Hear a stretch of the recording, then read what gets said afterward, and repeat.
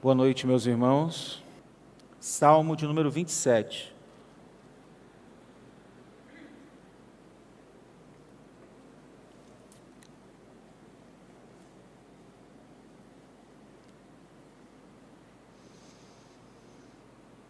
Já faz um bom tempo que eu tenho meditado nessa passagem,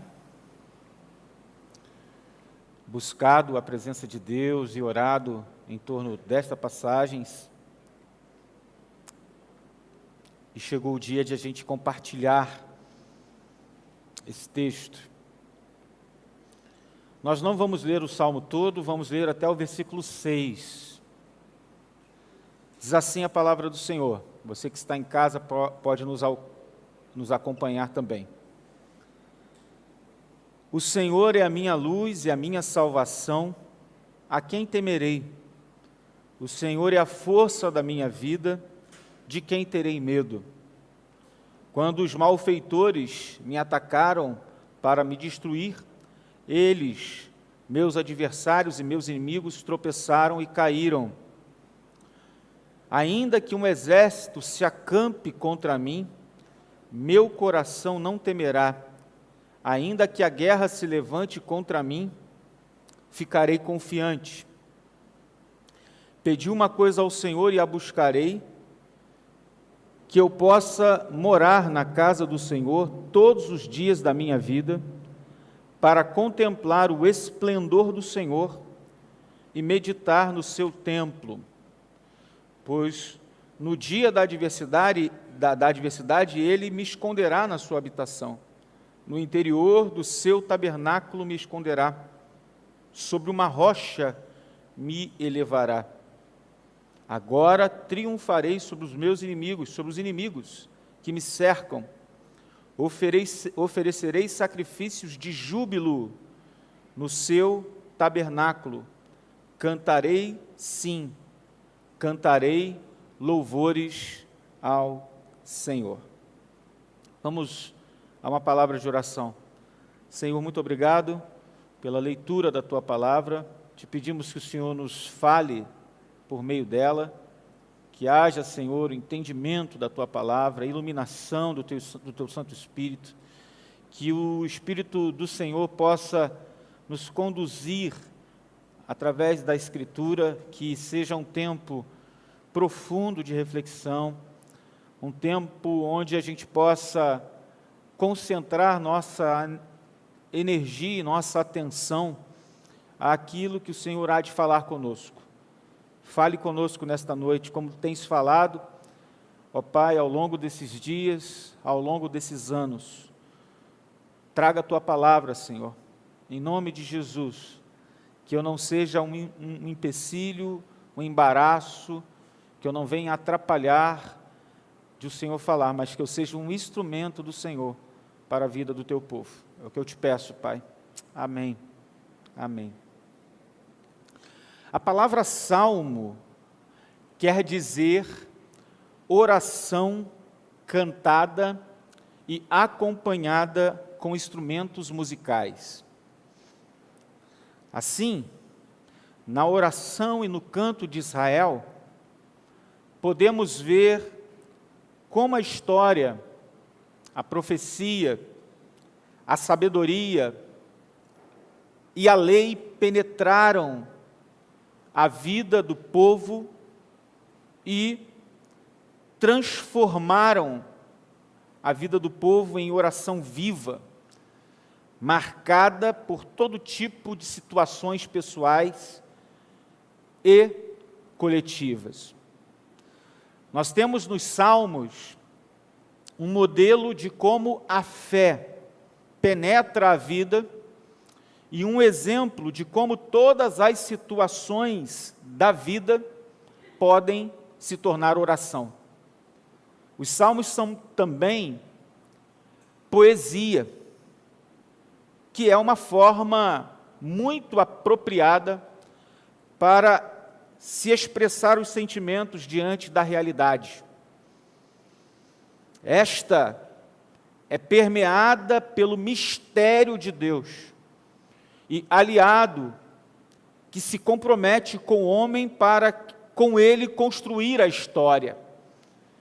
As experiências de uma pessoa ou do povo se tornam manifestações das experiências de outros grupos humanos, o que faz com a gente quando a gente lê os Salmos.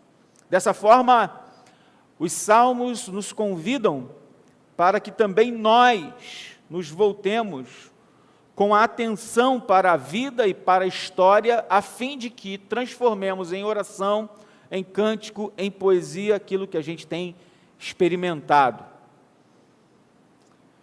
Nós descobrimos, por meio dos Salmos, que Deus sempre esteve presente e sempre esteve disposto a se aliar para caminhar com o seu povo, nas lutas do seu povo, nas dificuldades que o seu povo enfrentava.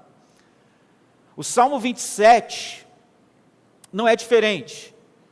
É um cântico de esperança feliz, que casa muito bem com aqueles que estão em provação, em luta, em dificuldade.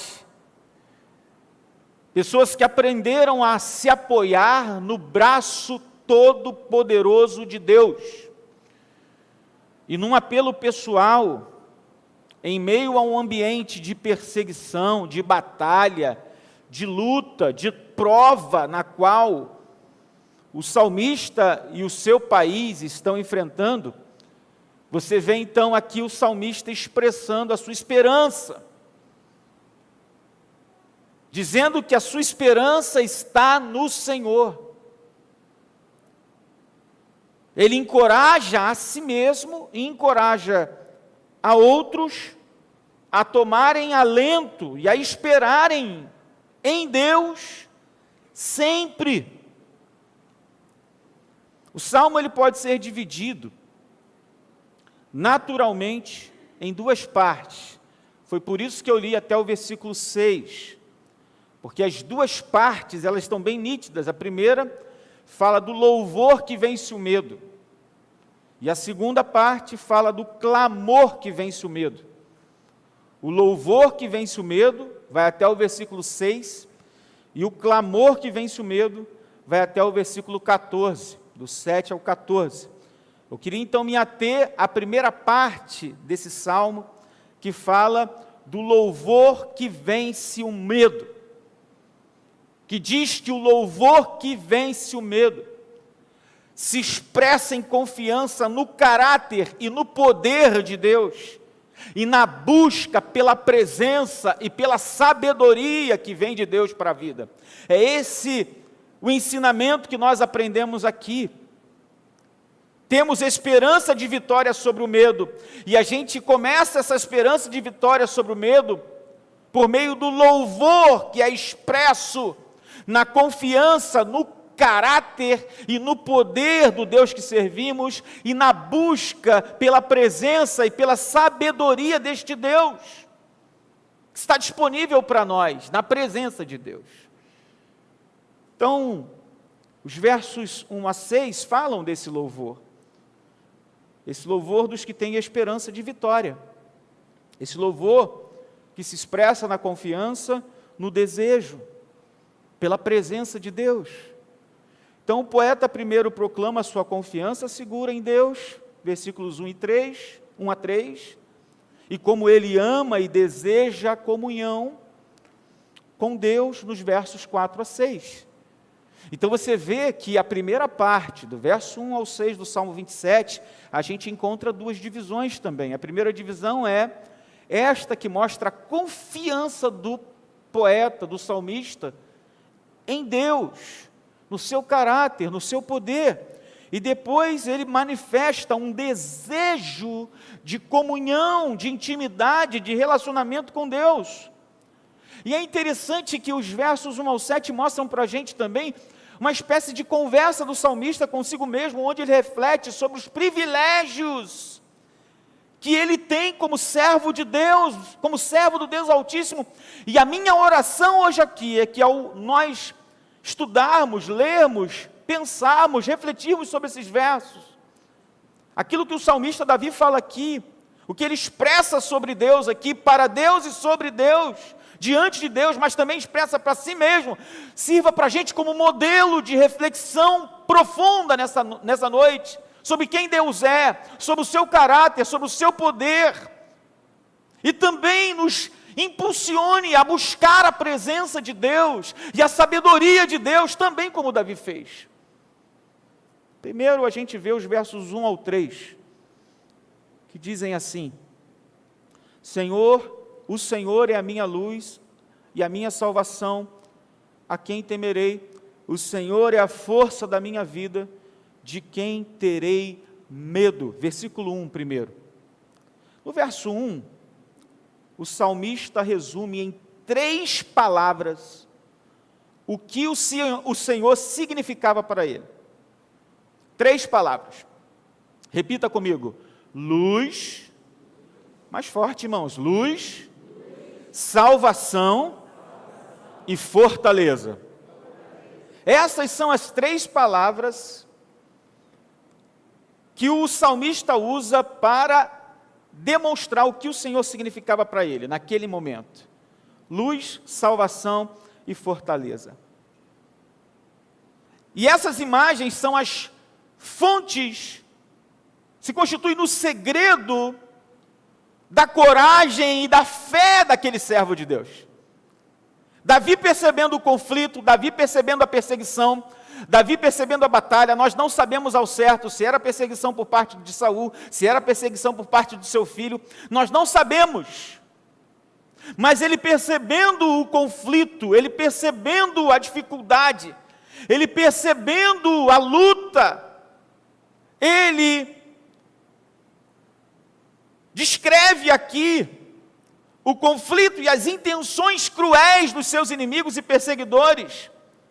E ele se fortifica de antemão, resumindo os recursos para uma confiança sólida diante da guerra, diante da batalha e diante da luta. Quais são esses recursos? De onde nós encontramos força? Tiramos força para sobreviver em meio ao conflito e perseguição. Em meio às tentações, em meio àquilo que a gente passa. Ele vai dizer, tais recursos são encontrados em Deus. Davi foi capaz de não sentir medo perante homens maus.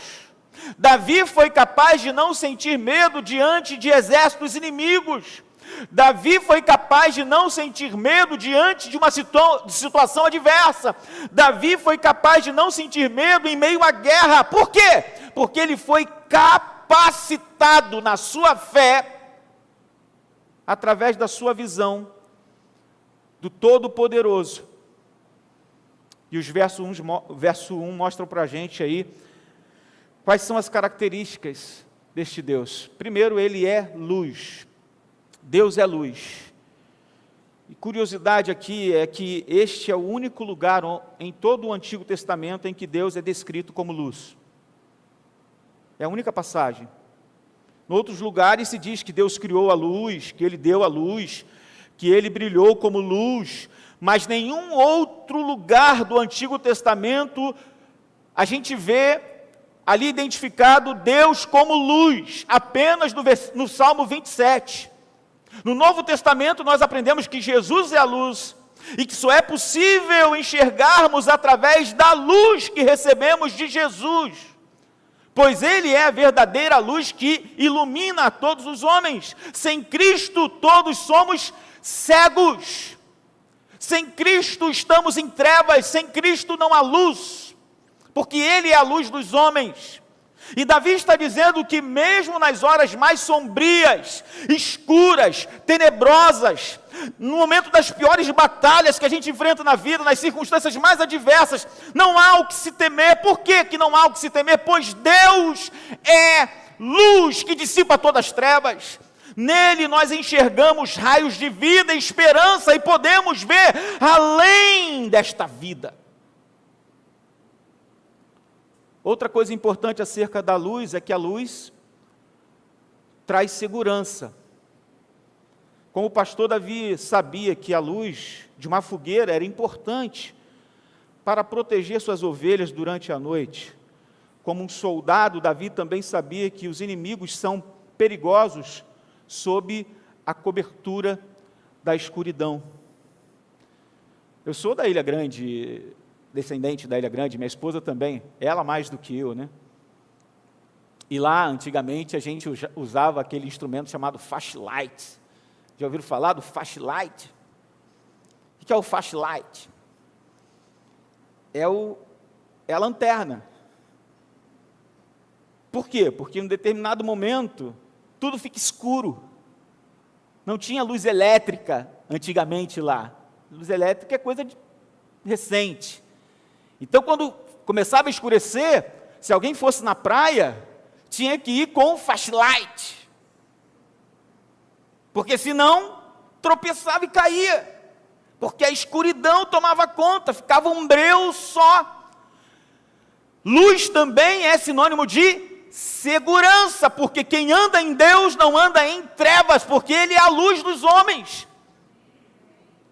Alguns dos perigos das trevas são reais, mas a luz expõe esses perigos para que nós possamos lidar com eles. Ou seja, quem está com Deus, que é luz, consegue discernir e enxergar as coisas que estão acontecendo.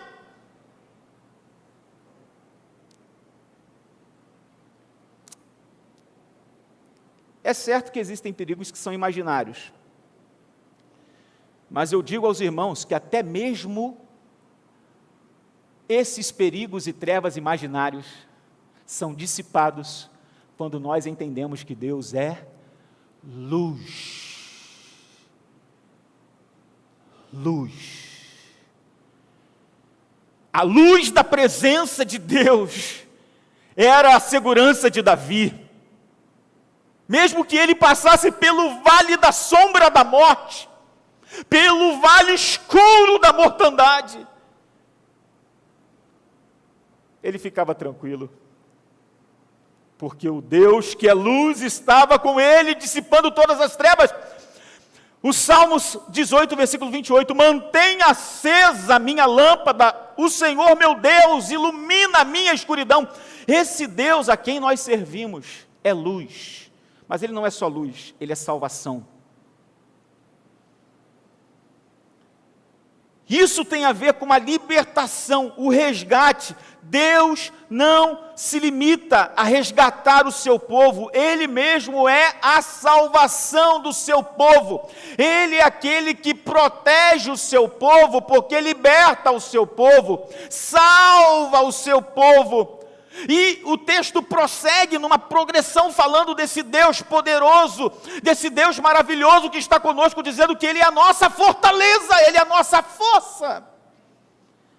A confiança de Davi continua ao chamar Deus de sua fortaleza, do seu refúgio. Algumas versões da Bíblia traduzem a palavra como força, mas em qualquer caso o resultado é o mesmo. Deus não só protege, mas Ele é o próprio lugar de proteção. Ele é o nosso esconderijo seguro. Ele é a nossa fortaleza. Ele não só nos fortalece, Ele é a força que nos move. Os irmãos podem entender isso? Deus é luz, Deus é salvação, Deus é força para Davi. A pergunta é, Ele é para você? Ele também é luz, salvação e força no meio da tribulação?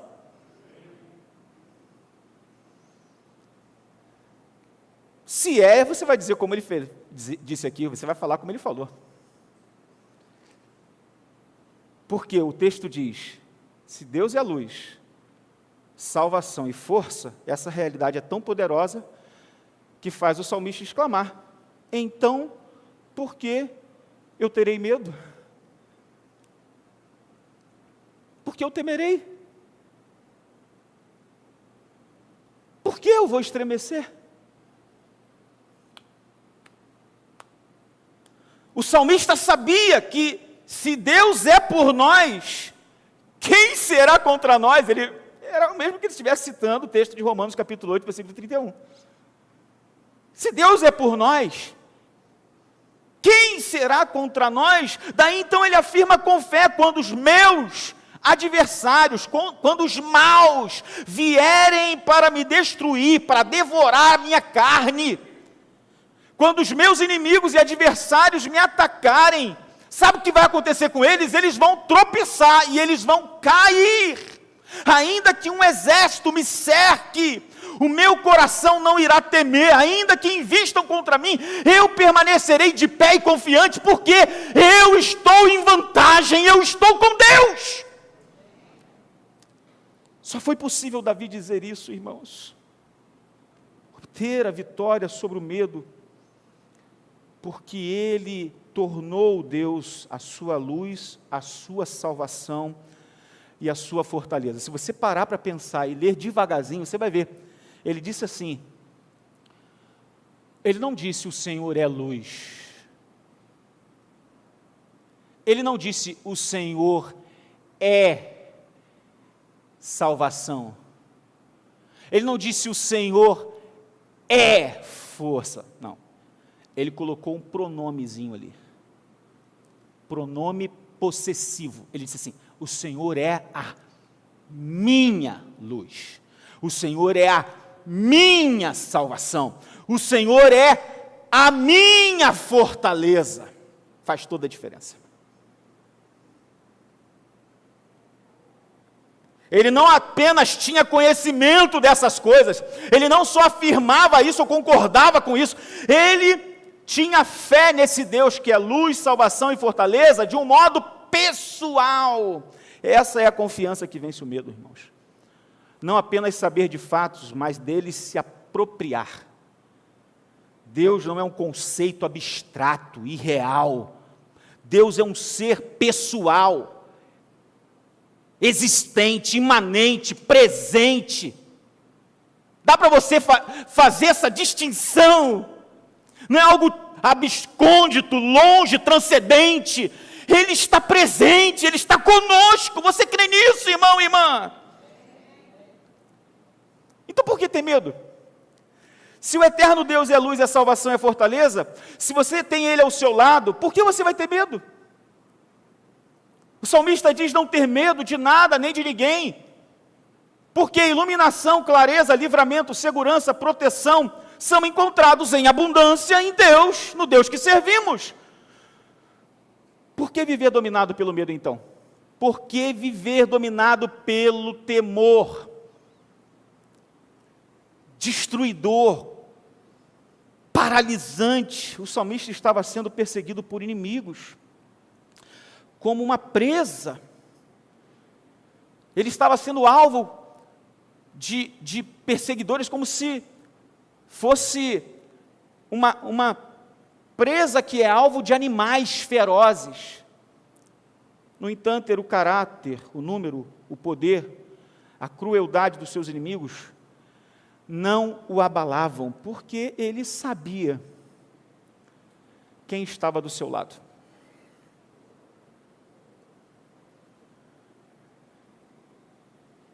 Ele sabia o seguinte, ele só sabia: eu não sei como, mas podem vir por onde vierem, podem vir quantos quiserem, todos eles, enquanto estiverem vindo contra mim, cairão e serão derrotados. O versículo 3 dá uma mostra da paz do coração do salmista, que prevê a dificuldade, mas também encontra calma em Deus. A dificuldade é real, às vezes imaginária. O medo é real, às vezes imaginário. Às vezes a gente cria. E às vezes são reais. Mas independente.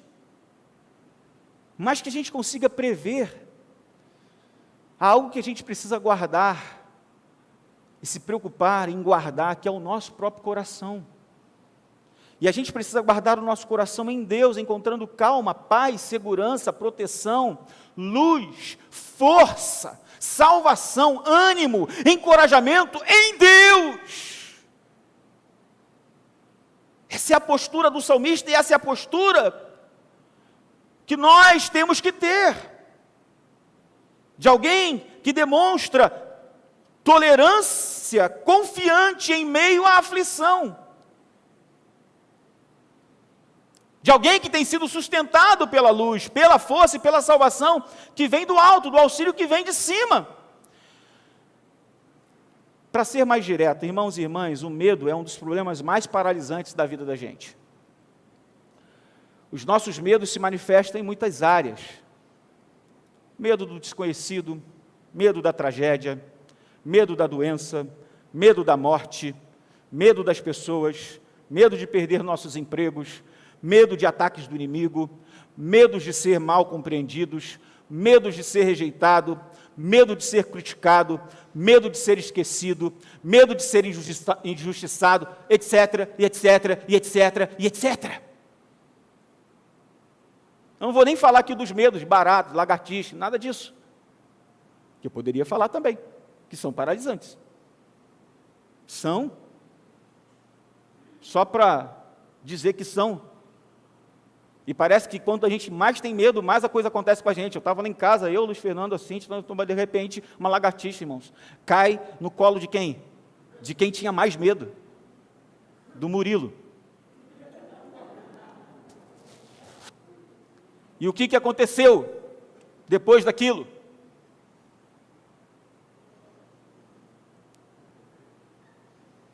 Um pavor. A gente foi para Angra, e a gente pedia para ele na parte da noite, Murilo, sobe para falar com a sua avó uma determinada coisa. Ele ia até a porta fora, irmãos. Quando ele chegava no pé da varanda, ele parava.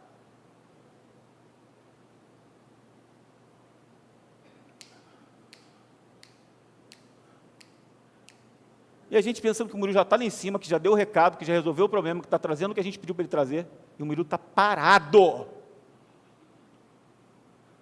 Parado. Eu falei, o Murilo está demorando. Aí eu senti, realmente está demorando. Quando eu levantei para gritar ele estava parado. Ele estava parado há minutos. Eu falei, o que está acontecendo? Ai, pai, branco. Eu não consigo. Apavorado. Ah, coitadinho. Qualquer pai vai fazer isso, gente.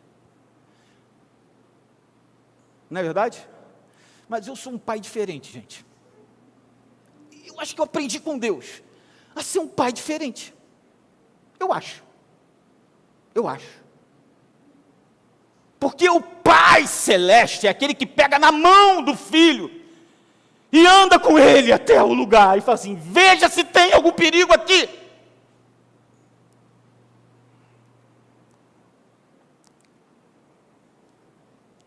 Vai uma vez, meu filho, volta, confia, não vai acontecer, o seu inimigo não vai pular em cima de você, o seu inimigo vai fugir de você, eu te garanto isso, ele não vai em cima de você.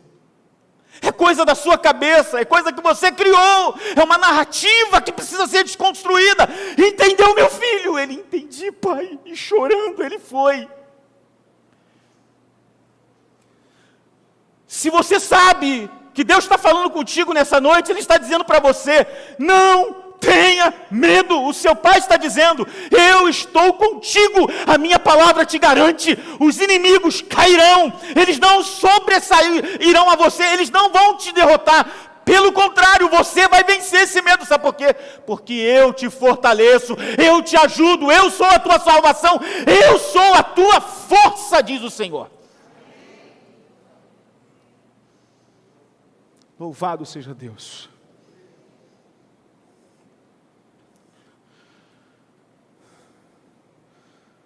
O que torna o problema do medo ainda pior é exatamente isso, que muitas vezes é quando a gente tem muito medo que ocorre aquilo. Mas eu acredito que isso também é um teste de Deus, para que a gente possa vencer esse medo terrível, que muitas vezes nos paralisa, Quantos de nós já não passamos por momentos difíceis que querem nos paralisar, nos tirar a paz, nos trazer pânico, nos trazer ansiedade, nos fazer pessoas completamente paralisadas. E quando o medo coloca as suas garras firmes em nós, nós ficamos paralisados, nos tornamos suas presas fáceis. Agora, se o medo se tornou uma opressão diária, e se você é vítima frequente do medo, eu acho que esse sermão é para você, o sermão do Salmo 27, versículo 1 ao 6, porque ele está dizendo para você que você tem um Deus que é a sua força, que é a sua salvação, um Deus que é a sua luz, ele está contigo. Você não precisa mais viver amedrontado, debaixo das garras do medo paralisante, desesperador. Não! Esse medo que te escraviza, não mostre para o seu medo o tamanho do seu Deus. Mostre para o seu medo o tamanho do caráter, do poder do Deus que você serve. Agora, mostre também para si mesmo, que não adianta você dizer só para aquilo que está exteriormente te amedrontando, você tem que dizer para você mesmo. Como o próprio salmista está fazendo um diálogo com Deus, diante de Deus, mas está falando para ele: o Senhor é a minha força, o Senhor é a minha salvação, o Senhor é a minha luz. Faça isso para você mesmo. Louve, cante a grandeza de Deus, cante que Ele é a sua luz, cante que Ele é a sua salvação, a sua fortaleza. Até tem uma música aí só para te ajudar, né? O Senhor é minha luz e salvação, não temerei. Eu não temerei. Depois você vai emendando, e eu peço ao Espírito que faça essa música virar uma música chiclete na sua mente, no seu coração. Já ouviu falar da música chiclete? É aquela que não sai. Mas o texto não fala só sobre isso. A segunda parte desse texto, do versículo 1 ao 6, fala sobre o desejo do salmista pela presença e a sabedoria de Deus. Eu acho isso aqui maravilhoso, gente. Eu tenho falado com os jovens desde a semana passada sobre intimidade com Deus, relacionamento com Deus. Falei no domingo passado, falei na sexta-feira e falei no domingo agora, hoje. 3 sermões falando sobre relacionamento, intimidade, presença de Deus. Muito legal. E o que o salmista mostra para a gente aqui? Porque ele expressa o caráter de Deus, o poder de Deus, mas ele também, nesse primeiro momento de louvor, ele fala qual é o desejo que vence o medo. Qual é o desejo do ser humano que tem o poder de ajudá-lo a vencer o medo? O salmista estava barrado da casa do Senhor, gente. O versículo 4 vai dizer que o salmista estava longe dos átrios do Senhor. Ele não tinha a oportunidade de cultuar como ele cultuava antes. Davi era um homem da presença de Deus, mas nesse contexto, nessa circunstância aqui, ele está barrado. Ele está impedido de cultuar ao Senhor junto da congregação, no templo. Logo, ele pede muito, não somente um ano, ele quer todos os dias de sua vida viver a plena relação com o Eterno, que lhe daria confiança, que lhe daria o auxílio para viver, seja no presente, seja no futuro, sem medo. Quem ora, manifesta um desejo. Quem louva, a confiança de Davi está enraizada na presença de Deus. Aqueles que confiam em Deus, amam a Deus, desejam estar com Deus. A única coisa que ele pede é morar na casa de Deus. Já pensou nisso, gente? Ele não quer morar como um sacerdote. Ele não quer morar como... Ele quer morar como um adulto. Amados, a gente precisa entender que Deus estabeleceu um lugar para a sua habitação. E qual é o lugar que Ele estabeleceu? Esse templo? Não. Quem viu a escola dominical hoje de manhã cedo, aprendeu que no Antigo Testamento era o tabernáculo, a tenda, e depois o templo. Mas depois, quem é que se tornou? Andar com Deus, desfrutar da presença de Deus.